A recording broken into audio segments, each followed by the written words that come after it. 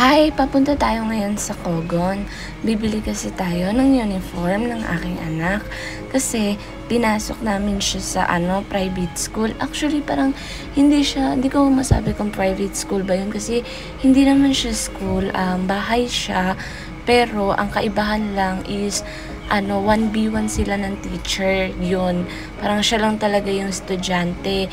Tapos, pinabilan lang siya ng uniform at saka mga bag, tsaka konting mga needs niya.